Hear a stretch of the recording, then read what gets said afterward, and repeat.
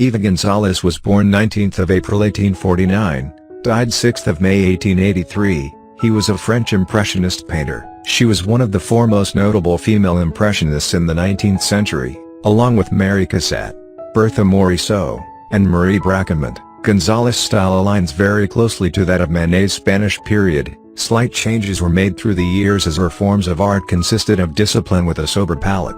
The subjects she chose to use were a representation of everyday life that was deeply transpired by being under Manet's guidance.